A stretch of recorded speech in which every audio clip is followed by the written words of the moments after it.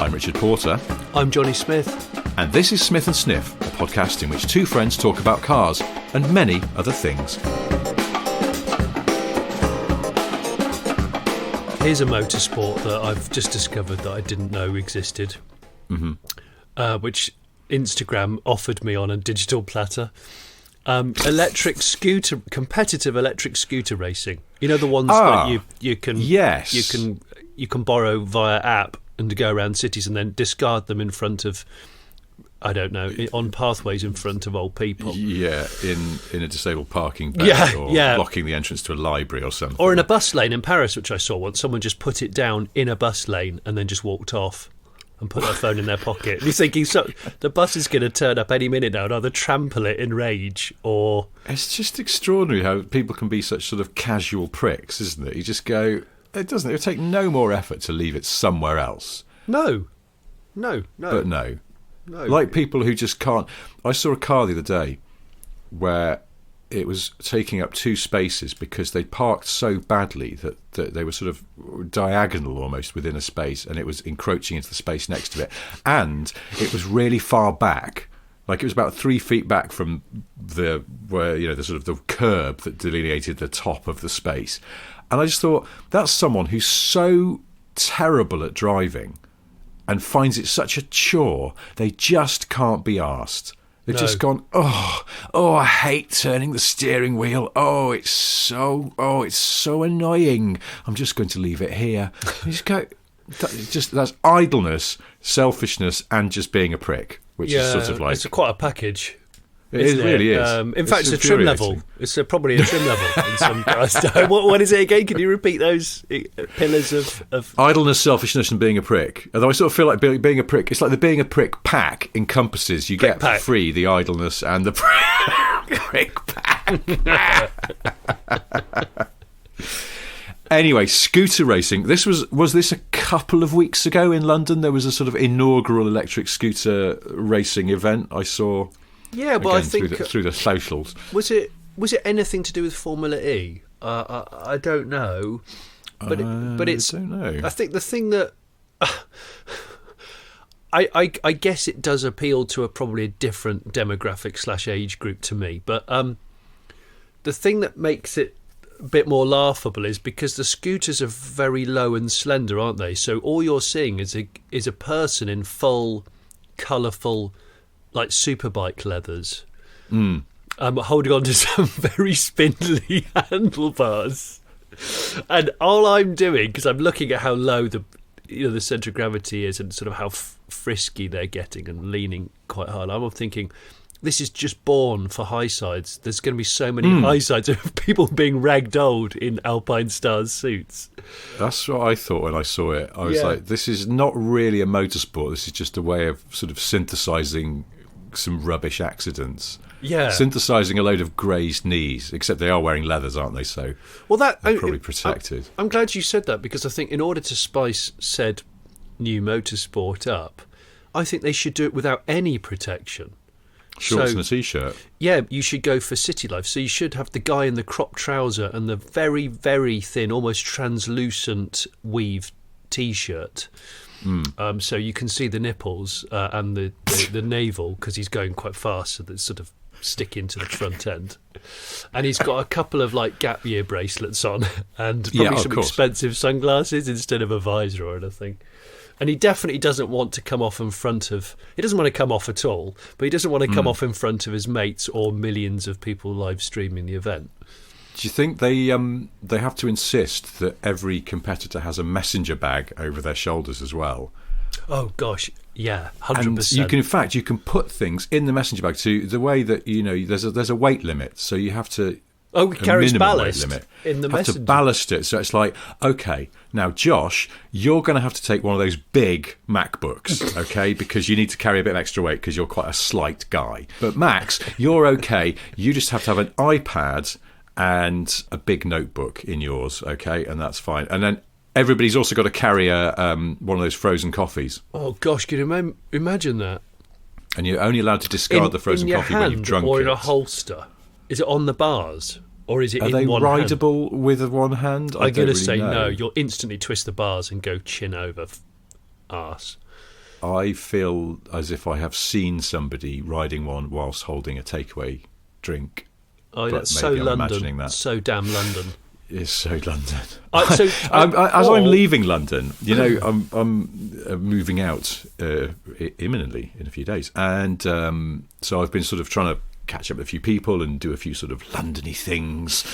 And the other night, I did possibly the ultimate London media wanker thing before I move out, which is I went to the Groucho Club. Did you? Because a friend of mine's a member there, and we were going for dinner, and he went, let's just go to the Groucho Club. Just get a table in the restaurant there.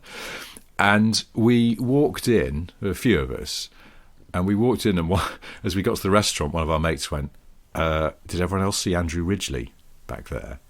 And I went, I don't think so. I don't. And I was suddenly going, as soon as someone says Andrew Ridgeley, your mind thinks of Andrew Ridgeley in the 80s wearing a white T-shirt and white shorts. Yeah, like 38 years ago, Andrew Ridgeley. But I know what Andrew Ridgeley looks like now because I've seen him, and he's lost his hair, but he sort of still looks like Andrew Ridgeley. So I went, well... Oh, so it was him. It was really him. Well, this is the thing. Then our mate went, I'm pretty sure it was Andrew Ridgeley. I'm starting to doubt myself now. So I was like, well, hang on, I need the loo. I'll go back through the bar and downstairs to the loo there, and I will see if I can clock Ridgeley. And I walked through it. Sure enough, it was Andrew Ridgeley, surrounded by 3 or 4 women. Just sort of, he was leaning on the bar, and it felt like he sort of just gathered a crowd of women who were just, and he was there, and he looked very tanned and relaxed, and he was just chatting away. And I thought, it doesn't seem like it's a bad life being Andrew Ridgeley. I think it's probably a great life of Ridgeley, because post Wham, when George Michael decided to go solo, didn't he just retire and go, that's it, I think I'm done, I'm cool with that? He gathered up a member of Banana Armour, and he just packed up his car. He packed up his Testarossa and he drove down. And I was going to say a white Countach, but he definitely would have. He would have had a Testy. White Testarossa, yeah. And he packed it in and then driven to Cornwall. Drove to Cornwall and just went, that's me, I think. I think I'm all right. Going to go surfing, work on my tan, and I'm pretty okay with that. And because George Michael gave him a co-write credit on Careless Whisper, I think, but even though he didn't really work on it. I remember you telling me this. I think this is the story, and that alone has meant that, Andrew Ridgeley will never starve. No. And it might have even been Last Christmas. Maybe it was Last Christmas, because I bet the royalties on that are solid. They're colossal. From mostly from the December period, but well, no shit, Richard. It's not going to be from the June period, is it? No. Do you know what happened the other day? My daughter just went, can we play Jingle Bells? I was like, what? It's May. And she went, I want to listen to Jingle Bells. And she was very adamant, as 4-year-olds can be, to the point, when kids of that age, sometimes it's just easier to give in on minor issues. Hell yeah. Than it is to argue the point. And she, at the moment, is full of just insistent behaviour. The other week when she's told me that spiders can speak, and I had to talk her through why that's not true. She's all manner of opinions about snakes that don't make any sense, and then wanted to listen to Jingle Bells, and we put Jingle Bells on, and it was like having, I don't know, like a sort of weird out-of-body experience, because it was sunny outside that morning. Oh, I don't know if this I doesn't like make that. any sense. It feels weird. I'd have to reset the ECU. Do you ever remember, did you ever have, in the 80s or 90s, did you ever have those jeans you were supposed to get in the bath wearing them to shrink them? Yeah, so they fitted around your specific body. Did you ever do that? No, I didn't, Rich. Did you? Yeah, it feels weird. Did you really? Getting into a bath with jeans on, it feels wrong. It's like there's something up. But you had a wee while you were there. Well, no, because you're weeing through new jeans, aren't you? There's no. Yeah, but it might help the shrink process. I don't know. It might. No. Okay. No, but it's something that feels off. You go, this is okay. There's no law against this, but it feels something's off. It's because your brain's going, wearing jeans. I know that feeling. I've worn jeans a lot. And the other half of your brain's going, getting in the bath. I've done that. That's not a new sensation. But combine the two, It's like Heston Blumenthal, sort of, it's like, oh, I know what ice cream's like, and I know what chicken madras is like, but chicken madras ice cream, what's going on? And it's a similar sort of sensation, just getting in the bath with jeans on. Doing things that don't quite feel right. Listening to Jingle Bells on a sunny morning I May. couldn't do that. I'm not sure. Well, it was like, if I make a stand on this with my daughter, it's like I'm going to have to give in on something else, like, I don't know, Daddy can have an alligator. Is it like a convertible in deepest winter? Is it one of those type of things where there's something quite exciting? I like that. I kind of like that as well, but it's a challenge, and people will frown at you and go, I don't understand. Although, in the last 2-3 days, I've seen a Range Rover Evoke convertible every day, and it isn't the same one because I've been in completely different parts of the UK. What? Yeah, and they've all been the same colour, that kind of orange Doritos orange. Yeah. And I do like them, actually. I think that it was a good shape, but it's been warm every day, like warm enough for a cabrio, and none of them have had the top down, and it enrages me. It enrages particularly me because it's so low effort to put the roof down on a modern convertible, isn't it? It's just like, take 10 seconds of your day, whatever it is, 20, push the button. I bet they've got the con on. And of course, that might upset me even more. But we can't go there. We can't go there. No. We can't go there. Well, I see in the winter, I do enjoy, because it reminds me of baked Alaska, the pudding. That sort of, if you get the heat cranked up in a convertible, and it's got heated seats as well, and you get that real sort of hot feeling, but the air around your head and shoulders is cold. So you get that real mismatch of temperatures, and I find that quite invigorating. What's that Italian pudding? Is it affogato, where you have the ice cream and you pour an espresso over it that's still steaming hot, and it creates almost a crater, a very caffeine-y crater. Yeah. And I like that because you get a real... And usually I have it too late, so I'm coming on cam when I'm supposed to be going to bed. You're lying in bed with a very high idle. I am. I'm lying in bed. Yeah, you can actually hear your heart like a sort of Bosch fuel pump in a rally car or something going, yeah, come on, let's do this. Yeah, come on. And I'm like, I'm not ready. No, I shouldn't have done it because I've got to get up, fairly early. Idiot, you've ruined the metabolism. What are you doing? But at the same time, a lovely dessert and probably worth the risk. But yeah. Oh, Ridgeley, going back to Ridgeley a second. Yes. So he went down to Cornwall before it was cool to relocate to Cornwall. And if foreign listeners are listening to the cast, obviously Cornwall is down in the southwest of the UK, which is like the English Riviera. It's calm weather, and it's probably the best seaside locations we've got.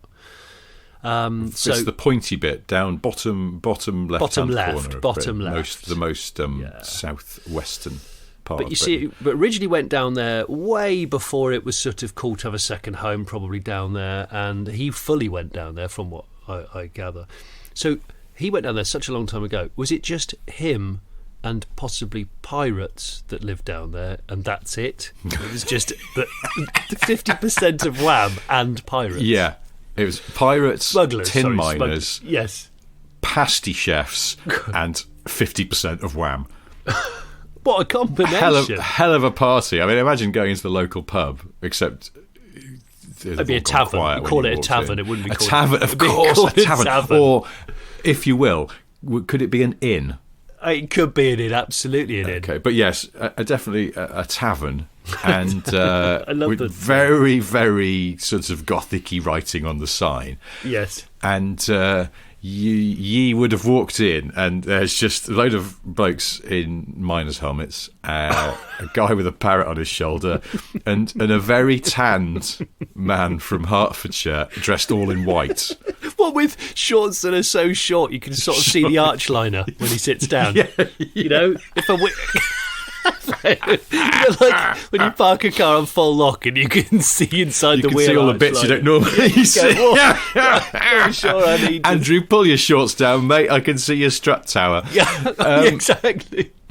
He's exactly that. White tennis shorts and a white t-shirt. Maybe he's still got the Choose Life t-shirt on. I don't know. One of those. Yeah, basically, he had one when we split up, the record company said I could take a couple of boxes of these, so I did. Stuck them in the Testarossa on the way to Cornwall. He has. That's right. What an amazing thing! Yeah, he caught the strakes of the testy. I would call, if I had a Testarossa, I would call it a testy. He's caught the strakes going down those narrow Cornish lanes. You know, the ones that when you get down to the cove, he's caught it on a few kind of like bushes and verges. But it's okay. It still fully functions, of course. So it's absolutely fine. But so Ridgeley and some smugglers. What do you think? So Ridgeley was down there before Rick Stein. Pre-Stein. Is Rick Stein from Cornwall? No, I'm pretty sure he's not. I feel like he's not. He's not. No, he's been down there a long time, and he pretends he is. Yeah, I feel like. I mean, possibly Rick Stein owns 86% of Cornwall. I don't know. By volume, yes. He's a high-volume Cornwall owner. But I get the impression... You know, it's like... If I was Cornish, I'd just probably be a bit bored of hearing about Rick Stein. I mean, I remember watching a cooking show of his once, and it was something like Rick Stein says, come to Cornwall or else. And I don't know, can't remember what it was. And just... He actually said, with his own mouth, I just don't understand why more people don't have oysters for breakfast. And I was out for that. At that point, I was completely out. It was like, that's Jingle Bells in May. Surely your brain would be going, "What the fuck is going on here?" Awful. I mean, yeah. I know in Norway it's a delicacy. And pretty common to eat things like sort of mackerel. It looks like mackerel toothpaste for breakfast on, like a bruschetta type thing. Yeah. And I've tried it because I like these things most of the time, but not for breakfast. It feels too strong, a little bit too hardcore for breakfast. Meanwhile, Stein's getting cross and pointing at everybody because he's in his little dinghy. He's been out since 3 a.m. gathering up all manner of whelks and shellfish. And he's just spooning them in and just shouting, I can't believe you're eating Frosties. That's horrible, you cheap bastard. Idiot. Have a bream smoothie. Yeah, it's delicious. Goes great with these breakfast pork chops that I've just cooked. He's going, what is wrong with you, Stein? Your breakfast roast potatoes look awful. Why are you doing this? He's a loose cannon. I tell you what, though, I went to Japan once and we had dim sum for breakfast in the hotel. And that was initially Jingle Bells in May, and then by the second day I was like, bring it on. I'll do that. Napping all the way. This is delicious. So it's, stuff can be, you can force your brain to accommodate this stuff if it works, but because I quite like a Scandinavian breakfast with your meats and your cheeses and things. I mean, I'm not sure about the fish toothpaste, but the other stuff I can quite get on board with it. Yeah, my brother's very much a sort of savoury breakfast guy. If he doesn't do breakfast, he would be into that kind of stuff. Or that German bread that's so dark and dense it looks a bit like you've cut a piece of racetrack out and then just started eating it. I can't remember the name of the bread, but I've tried it several times and I still can't get to grips with it. You just go, is this actually bread? It's an incredibly intense experience. Yeah, it's really intense. I'll look up the actual... hang on. I'm going to do a U, and I might Google live. Google dark what? German bread. Dark, intense German bread. It's very, very dense. Very dense. I mean, too dense. Quite honestly. Schneiderbrot, rye bread. Organic Schneiderbrot. Yeah, or Black Forest bread. Schwarzwälder. Oh. Black bread. Like Black Forest Gatto. Yeah, why is German bread so dark? It has high rye content, which leads to darker colour, denser interior, and crunchier crust compared to lighter Italian or French breads. Aha. Okay. So, yeah, you don't need much of it. It can catch you out. I just think you don't need much of it at all. In fact, I would almost go to say that I would... don't need it. I don't need it at all. I could live without it because I'll have the meats and cheeses, thank you, Germany, but not the Schneiderbrot. You'd have lots of smoked sausage in the morning. You see, now there's a thing that I really like is currywurst. Not for breakfast, Yeah. but as German delicacies go, I'm a big fan of the currywurst. And actually, that white sausage that can look quite unappealing from a distance. Yes, it can. It can. I mean, like really unappealing, like a dead elephant's cock or something. But the ones I've tried, something that died absolutely in water, delicious, in cold water, and it's been there for a while. Like when a body gets washed up in a murder mystery TV drama. It's that. Yeah. It looks like a finger or an ankle of that. Yeah. Yeah, it's like really washed out. Well, I've tried it a few times, and it's because it's often quite sort of heavily seasoned, and it's delicious. How do we get onto this subject? I just can't remember. I have no idea. Because of Andrew Ridgeley, I think. Yeah. Oh, yeah, it's all to do with anyway, Cornwall. to sum up, Cornwall. Andrew Ridgeley invented Cornwall, basically, along with pirates and tin miners and Poldark. He goes drinking with Poldark. That's what he does. It's all right. He says to, I can't remember which member of Bananarama he's married to. Is it Karen? I think it's. What about if it's Karen all of them? He had some sort of Bananarama harem. So he didn't have a Testarossa. He had a 412 Ferrari. Yes, because he needed the extra. only one made in white and right-hand drive, and with white leather. And he was like, right, girls, listen, if you're getting in here, you're going to have to wear all white because I don't want to get any stains on the white leather. So he went into the Groucho, he scooped up all three of Bananarama. Yeah. And they don't mind getting into the back of a two-door car, as we know from the Band-Aid video where they're emerging from a Golf. So they're all piled into the 412. Yes. Off to Cornwall, new life. Everyone's happy. It's called a lady Rari. He refers to it as a lady Rari because it allows more ladies inside. Because a two-seater is just not enough. But then, of an evening, Sunday evening, for example, not much on the telly. Or Bananarama, they wanted to watch something he's not interested in. Yeah. He's like, I tell you what, Bananarama, I'm just going to pop down ye old tin tavern. Tavern, yeah. have a couple of pints with Poldark. Yeah. Hoping Rick Stein doesn't come in. Can't stand that guy. Oh no! What an absolute flute! Yeah. He's going to do a bit of medieval karaoke with the smugglers. What, with a lute? Yeah. There'll be all manner of very rudimentary musical instruments. So yeah, lute, crumhorn, sackbut, all the usual. The thing that's not quite a drum that might be a drum. It's like a tambourine with all the bits missing. The thing you hit it with a tree branch. That thing. Oh no, it's not one of those ones where you hit it with a little thing that looks like one of those honey scoops. Sort of that, or for some reason you can't touch it directly. You have to use that little thing, but with both ends. It's like a serving spoon or a salad fork or something. I don't know.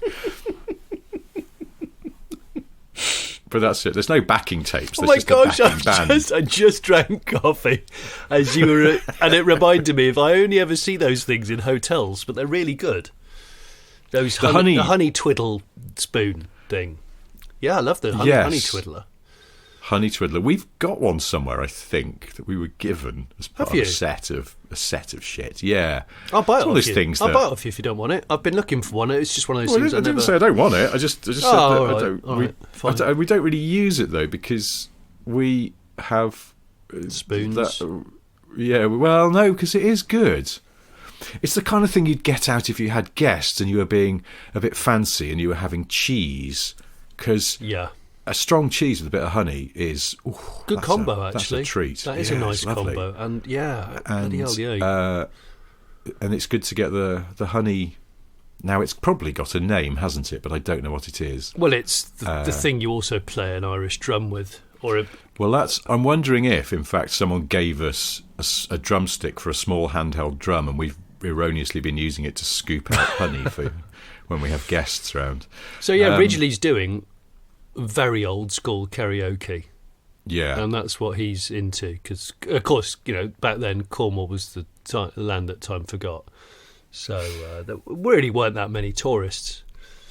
Well, they're not. Genuinely, I don't know. I feel like it's, now you just know that Cornwall is absolutely packed with tourists. But I think less so. But yes, there were. I mean, like I obviously grew up and lived in the southwest, but it's still a few hours away to Cornwall. But yeah, you'd see there would be all of the cars descending on the southwest for in the hope of better weather and surf. I know quite a few people who like to go on holiday to Cornwall. Yeah, and all of them, because I always go, every time I think about going to Cornwall, I just think I can't be bothered with the traffic and the aggro and lots of posh twats, and they always go, the traffic's fine, all we do is we get up at 3 a.m. and we set off then and it's fine. Just go, I don't want to do that. I find that annoying if it's a flight, never mind when you're in control of your own destiny in a car. I just can't be bothered. I don't mind doing the dawn raid, but when you've got kids, that's a trauma. Oh, it's aggro. Yeah, my wife won't do it. She just won't do it. No, and I know families do it. A lot of families that go skiing do it. Dad will drive through the night with a flask of, I don't know, Blue Zeus or something, and just stopping intermittently to order one of those Italian desserts. Oh, an affogato espresso poured over ice cream. So you've got the sugar from the ice cream and the hit of. Oh my gosh! By the time you get to the ski resort, you.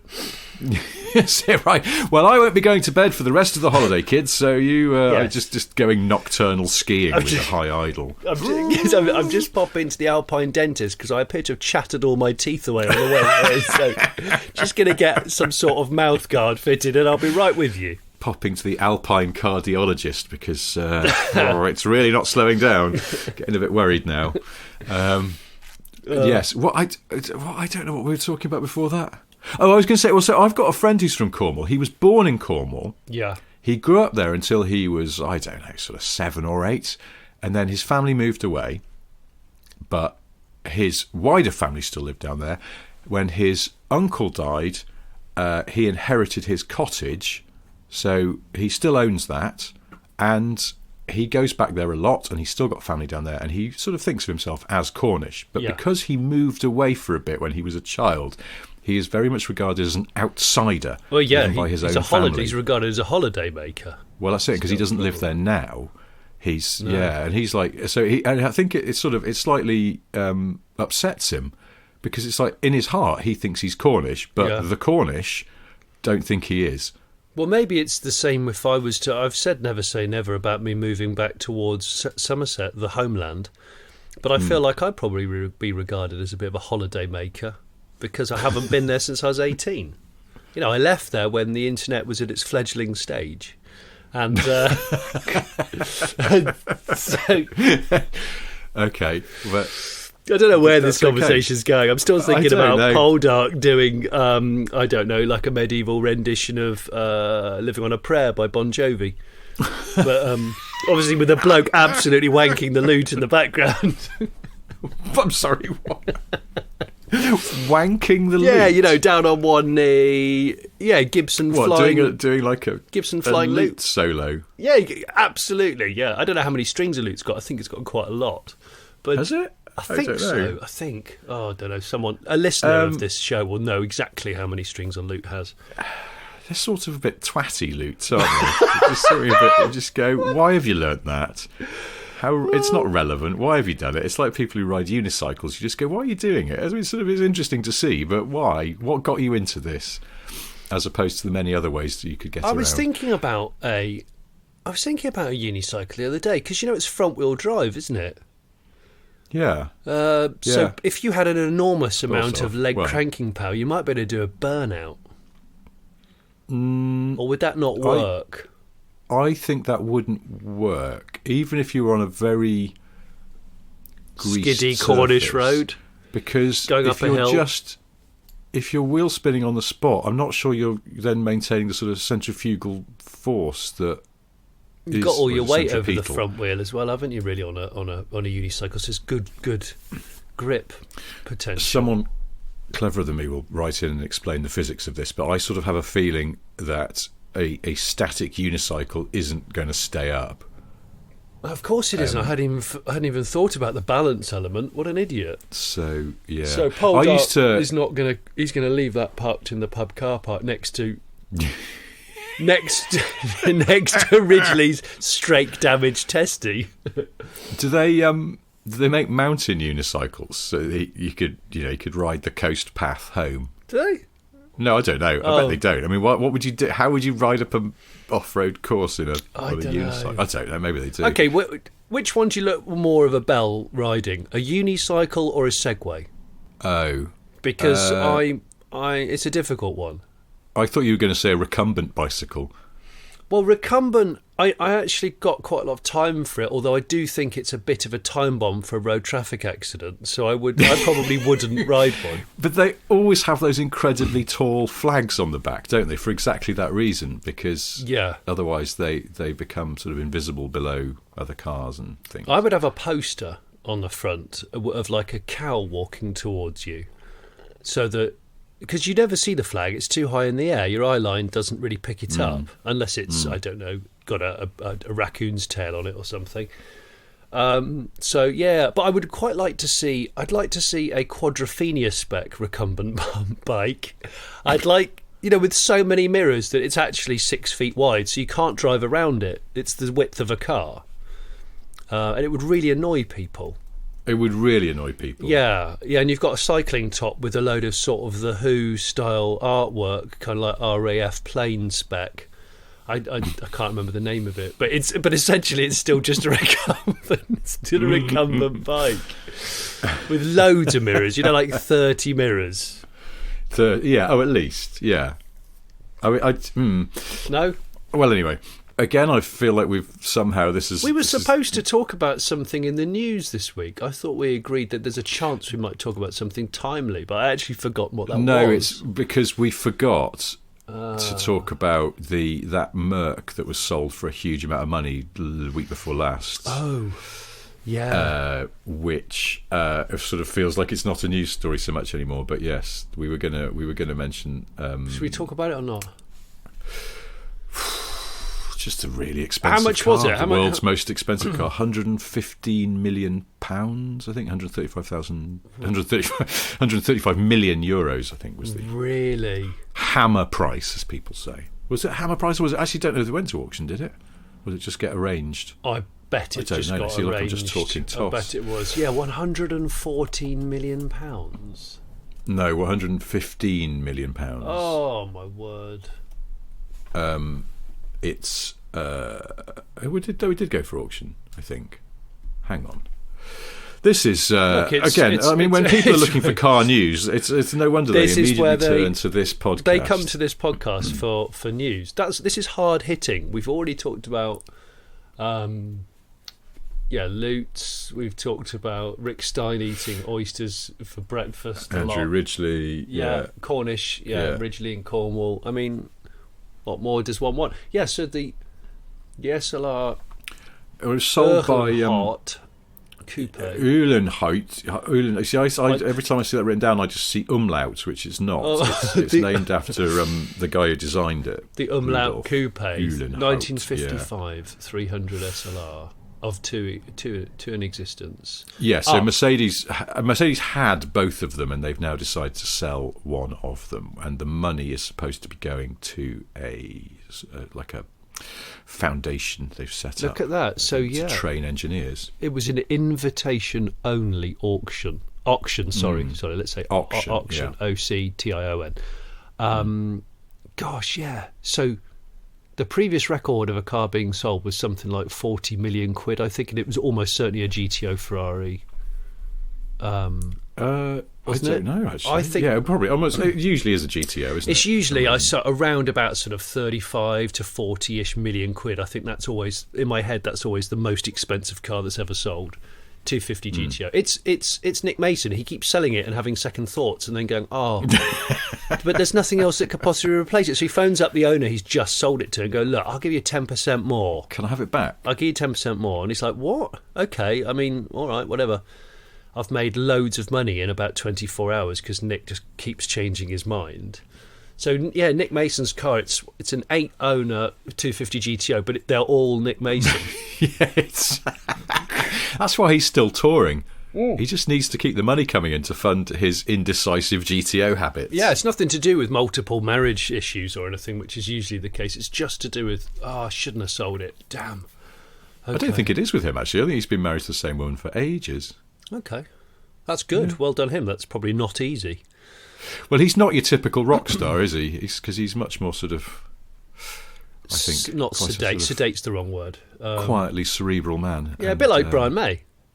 Yes, because May's he's quite down to earth. I think he appreciates life to its full, but he's kind of wholesome guy, not a shallow sort. Yeah, I'd always got the impression that when Freddie Mercury was like, right, I've ordered 97 kilos of cocaine and some of the world's finest champagne, and when everyone gets here, we're going to have a party, and Brian May would go, I'm off to bed. I'm going to go in the other room and read a book. Yeah. No, I've got a lathe around the back. I'm going to make another guitar. I thought we established some time ago in one of our videos that Brian May can't use the Queen lathe because he's extremely flammable because of his large, visibly dry hair. His hair getting caught in any machinery, but also did he used to wear a very thin tie? And again, extremely dangerous around power tools. Extremely dangerous. He can't use anything. Yeah, anything with the moving sort of parts. Roger Taylor again because of his silk scarves. Oh gosh, awful. Freddie's too off his face, and this is why I think we established before that John Deacon was the only member of Queen qualified to do any sort of machining. To use a lathe. Yeah. That would be a great pub quiz question. Who out of Queen could use a lathe and not die? But then these days, of course, we've got other machines that can do it. So to be honest, Brian, whilst he's reading a book, he just feeds a bit of CAD into the computer, and he's got a 6-way CNC machine in the garage that's water cooled, and it's a massive cabinet, so you could CNC machine a Gibson Flying V in a matter of 2 hours. So by the time he's finished another book about hedgehogs, he's got hedgehogs in space. Yeah, he's got himself his two favourite things. Yeah, he's got himself a titanium billet Flying V that's, I don't know, worth about 160,000 quid. When every time I hear the expression CNC milling machine, yes, I cannot separate it in my head from CNC Music Factory, who did Things That Make You Go Yeah, an excellent song. That you're dating your age quite specifically by any. Oh, yeah. Hey, now listen. I don't mean to embarrass you, but I had to bring this up because 2 shows ago we were talking about, or we were trying to work out whether we would both Generation X, yes, or if you were a millennial because you're younger than me. Yes. And you said that you were born in 1977. Did I? And after you did, and it's in the show. People go back and listen to it. And I was listening back to the show. Yeah.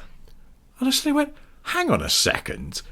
You weren't born in 1977 because I know you weren't. No, because I wasn't. You were born the same year as my brother, and I remember your 40th and the year that it was.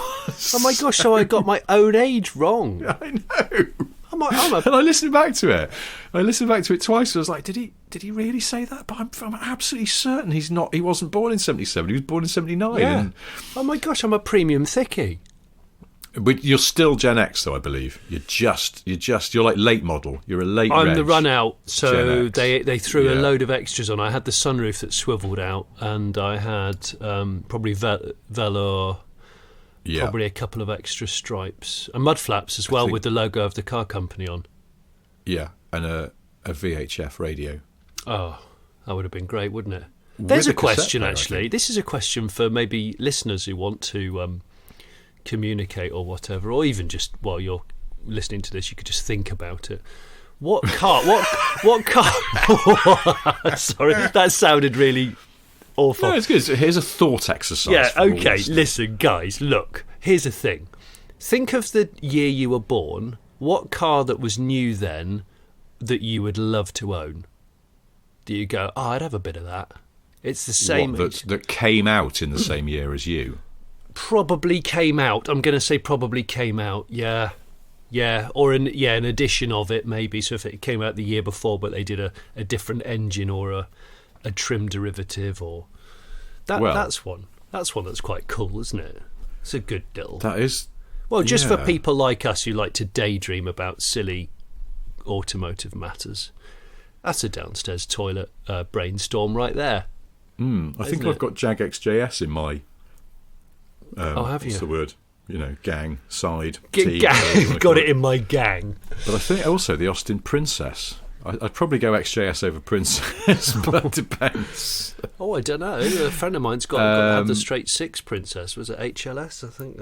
Yeah, I drove one of those. I drove the one that we used for some filming on Top Gear, and it was a surprisingly nice car. Very smooth. Yeah. Ooh. So the Princess was a new launch when you were born? The Princess came out in 75, yeah. Cause, look at that. But, I don't know. 79, though. What would you? In fact, because I bought you a model of this for your birthday, didn't I? As the W126 S class. S class, 79. That's right. Safest, car. Most advanced car in the world, wasn't it at the time? Crumple zones and all that ABS. I would like one. I've never owned one, and I've nearly owned one. And I should have bought one when they were nothing. They were buttons for years. That would be cool. And in my head, I keep thinking about the first right-hand drive Golf GTI Mark 1.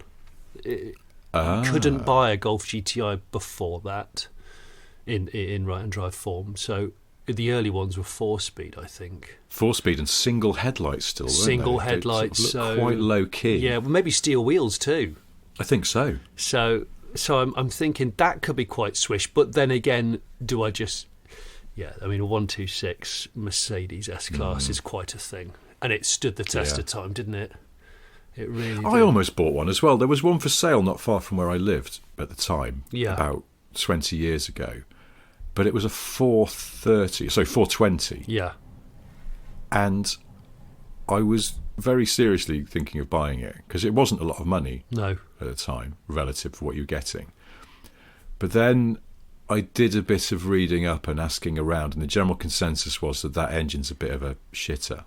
Compared to the average 500 or the 300. Yeah, it's a bit of a compromise, because I think they basically they I don't know how they did it, sleeved it down or something, the 500 V8, and it's just not as good. No, it's not. So not that then.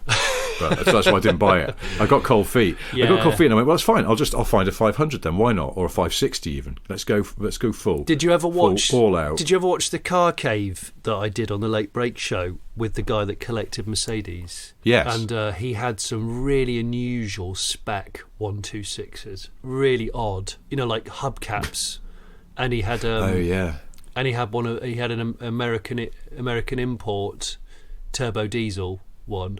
In such a Larry colour, it was amazing. Blimmin' loved those. I'd quite like to import a turbo diesel one actually, and run it on veg oil. Used veg oil. Yeah, no. I'm not mad. Not just going down to Lidl and buying a trolley full of fresh stuff. There we go. I don't know. Well, that's the I quiz. bet that turbo diesel's not great though, is it? No, it's probably... in terms of smoothness and power and all of those other things that the other variants have. I think it's probably, we could use the term here, not all that. I think that's probably it's probably not. I mean, I'm saying I'd love a 500 or 560 S class, but I wonder what the 300's like, because I've forgotten until recently how much I like a straight six. I love a straight six. I would say I would have one in a 6, because I think less maintenance, good smoothness. Are you going to drive it like a See You Next Tuesday? Probably not. So no, just tool around. I'd be down with that. I'm trying to think. Have I driven? I must have driven stuff with that Merc straight 6 in. Yes, and it's just because I drove the new Range Rover, and the most pleasant engine that you could be perfectly happy with is the petrol straight 6. Is it? It's just delightful. Yeah, it's really nice. Really nice. The straight 6 seems to be having a bit of a renaissance, which... Well, I think it's because of the incoming event of hybridization of various sorts, and it's a bit easier to package stuff in a bigger car. Yeah. if you assume you've got the bonnet length to stick your straight six in, then it gives you more width between the arches. So I think that's why Merc have gone back to straight sixes, JLR have gone back to straight sixes, and BMW never left. Yeah, and I think that's why. I think it's probably partly a packaging thing. Can they start making very small displacement straight sixes? I'd quite like that. I wonder because the smallest V6 in a sort of mainstream production car was always supposed to be that 1.8 V6 in the Mazda MX-3. Mazda, yeah, which I probably said this in a previous cast. I nearly bought an MOT failure one of those just to take the engine out and have it and put it in a cupboard for a day. Have it? Just so that one day I could put it in something else, because I wasn't particularly interested in that Mazda, but I was interested in the engine. I thought I'd make a lovely engine for something. Could you have put it in your Allegro? Don't say that. Well, I'm just wondering, because I know you've had packaging problems with your original Honda V6 plan. Yes, I have. But would the Mazda unit have been small enough to get around those issues? Yeah, it might have been. And I think parts for that engine might be a problem, a bit like the C27A. The problem with the C27A, and I don't like to talk about deep Vs again, because I know we've been down that road on this cast, but that Honda Legend Rover 827 V6, the V is actually very, very open, which makes the engine very wide. Whereas really you do want a deeper V, actually. So yeah, just in case anyone ever wants to know that. There are some V engines that are very tight, and that's good, obviously, for packaging purposes. That's why things like VW VR6 engines are quite compact. Well, so is it because that C27A is 90-degree V6, which is a bit weird? Yeah, it's wide. I wonder why was it wide? Because I thought the sort of your optimum angle for a V6 was 60 degrees. So yeah, I don't really know. I know that that old knacker of a PRV engine that's in DeLoreans and various Renaults and Volvos and Peugeots, that's a 90-degree V6, but that's because they were planning to do a V8, sort of using the same tooling. Yeah. So they went, all right, we'll do it for the optimum V8 angle, and the V6 can just be a bit cack. Yeah. But I don't know why would Honda, unless they were planning a V8, but it's a good question. A bit strange. It has an awful lot going on inside the V. Does it? Yeah, it does, in terms of inlet. Well, like a meeting room. There's loads. And a branch of boots. And yeah, sorts, that's true. There's a roof terrace as well. Oh, okay, yeah. Nice. This time of year, it's perfect. But you get a bit of heat from the block, but it's okay. Yeah, yeah, it's a bit of that going on. Did I tell you? Speaking of deep Vs, oh gosh, after we chatted about it on the show a few weeks ago, I pulled out off the internet a picture of Michael Douglas, the king of deep Vs. Michael Douglas in Basic Instinct, in that scene where he goes to a nightclub in a very deep V with nothing underneath. With nothing underneath. Yeah. And I pulled that off the internet so that I could put it in the show notes that we do for patrons, just for people who are maybe unaware of how deep Michael Douglas's V was in Basic Instinct. Now, somehow, normally I just yank the photos off the internet, stick them on my desktop, and then upload them to our Patreon. Somehow that picture accidentally ended up in a different folder. Right. And it was the folder full of pictures of our new house, which is shared with my wife in our Dropbox. And my wife was showing some people she works with. They went, "Oh, show us pictures of your new house then." They're in a social situation. She went, "Oh yeah, I've got some. I can pull them up on my phone. Here you go, look." And she just handed her phone to the guy who owns the company she works for and went, "Just scroll through. They're all in there." And he got to the picture of Michael Douglas in a deep V and just went, "I won't ask about this one." And my wife went, "What do you mean?" And he showed her, and she's like, and she just went, "I think that's something to do with my husband." Now, I've never met this bloke, so now I don't know what he thinks I'm like, but strange, I presume. Got pictures of Michael Douglas on your Dropbox. Yeah. Even my wife, because she couldn't explain it, and she just said, she went, "I assumed it was something to do with you." And I went, "Yeah, it was." And then I sort of slightly too hurriedly explained why I'd got that picture. Yeah. And she just went, "Okay." Yeah. And I went, "Yeah, but you will explain it to him, right?" And she went, "No, not really. The moment's sort of past." And I was like, "No, but he's going to think I'm really odd." And she's like, "Oh, it'll be all right. It'll be fine." The king of deep I think Vs. he's already... I bet it's not really as deep as I remember. I haven't looked for a while. I have to admit, when I looked it up, it wasn't quite as deep as I remember, but it is still deeper than I think is socially appropriate. It's of its time. It's of its time. But is it though? I mean, what time? I don't remember Bees being that deep, because I do remember watching that film and going, that's a bit of a deep V, isn't it? It didn't. Oh, you didn't go, he's looking cool. Okay, in line with contemporary fashion rules. Here's a question for you: if you had to climb into your sports car and drive somewhere today, and you had to wear one of these garments, would you go Douglas Deep V, or would you go Ridgeley Archliner tennis shorts? Oh, I think I'd go Douglas Deep V. Would you? I couldn't. I'd have to go for the Archliner tennis shorts. Really? Yes. I'd feel very self-conscious in the Archliner tennis shorts, I think. Can you imagine if you and I were undercover policemen and we were... and one of us had the Deep V, one of us had the revealing tennis shorts, and we're on a stakeout in, I don't know, let's say an Insignia. Yes, or a Buick. Is it what are they called in America? Buick LaCrosse? Buick Regal. Regal. They're the Regal, aren't they? Yeah, one of them. But this cop show of ours, are we constantly getting called into the boss's office and bollocked because of our attention-grabbing undercover clothes that are in fact useless. And I'm always putting one foot up on the chair when he's talking to us. Oh God! And he's puts it down again, Smith. Yeah, and he's cocking an eyebrow and going, "Stop it, stop it!" And you're truffling on an affogato, the third of the morning, in your DV. Because your Deep V is Italian, very expensive and Italian. Oh, it's like merino wool. Very, very thin, but beautifully tailored, yes. And a bright colour. Oh, okay, yeah. I'm thinking like a mustard yellow, perhaps? Something that makes you look like you're from a more exotic country than what you really are from. Because you're living a lie, of course. You're an undercover cop. And then my sort of extremely... Well, actually, no, I wouldn't, because if we've been outside at all and it's sunny, I'm going to end up with this sort of... A V-tan. Tan triangle, yeah. Which is... not... I don't think we'd be very good at being police people. No, I really don't either, but... But anyway, it doesn't matter. Oh, actually, since you said... It just reminded me when you said getting into your sports car and driving for some reason. Yeah. But, did you see last week someone put on Twitter a picture of a new shape Land Rover Defender with the number plate Orbison? I did. And I thought that was just weird. Like, I suppose other people do have that surname, but even so, that's pretty remarkable. Yeah. I mean, it did just read Orbison, though, didn't it?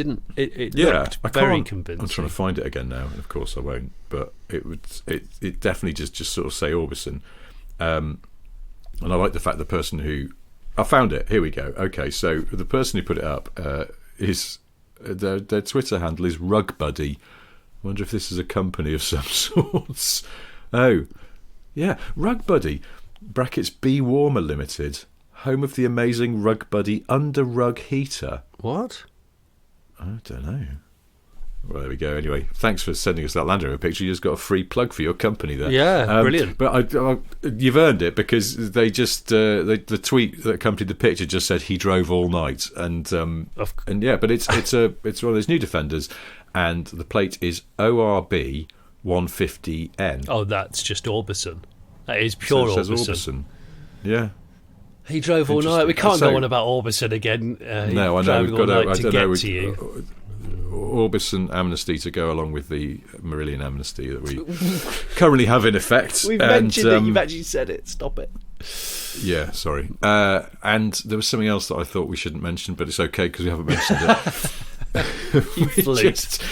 I don't know. We need. I don't know. We need some new material.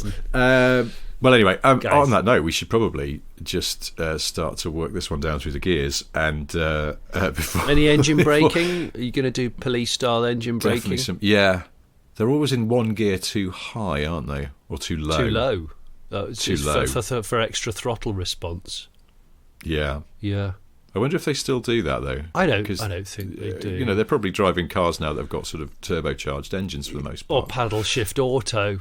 Oh, paddle shift auto. So you could just, there's so many gears. If you squeeze the throttle, it'll just clog down 2 gears for you in a matter of milliseconds, and off you go. But that's actually what a lot of sport modes do. Sorry, sport modes do on automatic and paddle semi-auto gearboxes. That sport mode just makes you seem like you're driving like a police officer. Because they hold the gears a bit too much. In fact, they should call it police mode. Police mode. P. What's P mean? I thought it was park. No, police. Well, it's just got a little. It's got like a little graphic of a policeman's helmet. I suppose that looks like a bell. Everyone else would be like, why is there a bell? Well, bell mode. Well, it sort of works. So it makes you sound like you're driving like a bell. Sport mode is bell mode. That's exactly what it is. It's like, oh, hang on, we're going to go for full cuff ankle tracky bottoms and vape mode now, and you're going to be aggressively diving into the gap that people have left in order to not tailgate, and holding it in the gear. You should definitely do that. Rick Stein's late for his boat that goes out to, I don't know, dredge a load of oysters up. So he's for his breakfast. I don't know, what car does he use to like whiz down to the quayside ASAP in order to get on the... Stein? Yeah. What do you reckon Stein drives? I don't know. I almost feel like he might have an old Defender, because he's a bit sort of faux heritage, isn't he? But you wouldn't be able to turn it around in any villages in Cornwall. Might with a 90. It'd take you a while. A 110, yes. Have you driven to Cornish in your D90? No. Too twee. I think the whole thing would become too twee. Would it feel you'd feel like you're too much of an outsider? Well, I am an outsider, well, yeah, and I would expect to have things thrown at me because of that.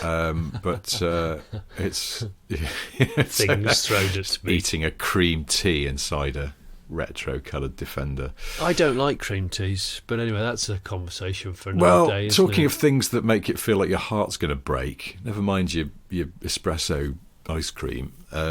Having a cream tea and then just you feel like your throat's closing up. A little bit of heart murmur there, yeah. Yeah. Just a little bit. You get to our age, you can't be too careful about these things. But on that side of things, yeah. On that side of things. Yeah. Anyway. All right, well, before we wrap this up, I've got 3 things that I'd like to tell you. They are: 1, Jonny has a solo YouTube channel. It's called The Bake Hake Show, in which Jonny finds a variety of ways to oven cook mild white fish. This week it's with garlic and capers. Delicious. If you don't like that, then watch The Late Break Show, which is an excellent YouTube channel about cars and has all manner of good things on it. When's your 6R4 video out? I believe it's the 1st of June, and we can talk about it another day, but I've driven one, and it was fun and hot and smelly. Yeah. And definitely. See, I've driven an RS200, but I've always wanted to drive a 6R4. But my memory of the RS200 is hot, sweaty, but fun. We can compare notes. I've never Let's driven do that an next time. RS200. Next time.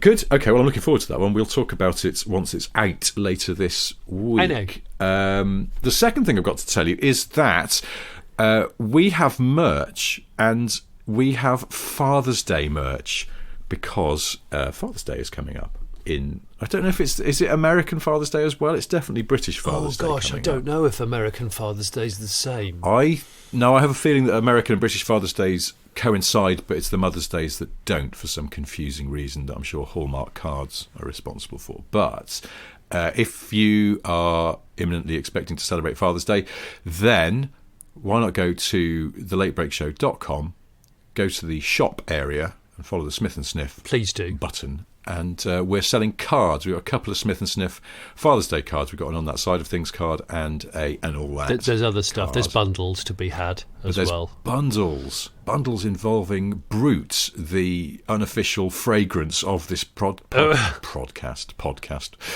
Whatever. But bundles involving other bits of our merch, T-shirts, mugs, stickers, and everyone comes with a bottle of Brute. Yeah. Sadly, there's no deep V's available, but we might maybe next that, Father's Day we'll get an embroidered deep V on the go. We'll see. A driving jumper, that's what we'll call it. Oh, driving jumper. A summer driving jumper. Yeah. Excellent. All right. Well, in the meantime, please do go and buy our Father's Day bundles or cards or any of the other bits of merch. And the third thing I've got to tell you is that you may be familiar with the River Avon that flows through the historic city of Bath/Bath, and indeed through Bradford-on-Avon, That's right. town just next door. And you'll also be familiar with Stratford-upon-Avon, the home of William Shakespeare, the well-known writer. The funny thing is, those are different River Avons. Are they really? Yeah, they're not the same river. Why the hell didn't I know that? Well, I didn't know that until recently, and it slightly scrambled my mind. But oh my gosh! Apparently, there are 5 River Avons in England alone, and another 3 in Scotland, and there's one in Wales. And what's weird about that is that Avon is derived from the Celtic word Avon, A-F-O-N, which is still the Welsh word for river. So River Avon really means river. Oh, go away. And the River Avon in Wales is known as the Avon, which is literally river in Welsh. We as human beings are stupid. we do cock it up a bit, don't we? I mean, and also, I'm sure that Shakespeare, William, he spent more time fishing than writing, because there's a huge amount of fishing paraphernalia available made by Shakespeare. So I was always thinking, maybe that's where he got his inspiration for writing plays from. He was constantly just trying to catch the ultimate tench, but then just thought, this isn't working. So I'm going to write down some stuff while I'm waiting for the float to bob. Fuck it. He's going to think she's dead when she's really just asleep. That'll get on the edge of their seats. Oh, hang on, the float's bobbing. I've got one on the line. Yeah. That's what it's all about. There we go. Yeah. Historical insight. Just one of the reasons people have made Smith & Sniff Britain's #1 automotive podcast. And thank you for that. Thanks to everyone for listening and for buying merch and for being a Patreon if you are. Yes. And we'll do this all again next week. Until then, goodbye. Bye now.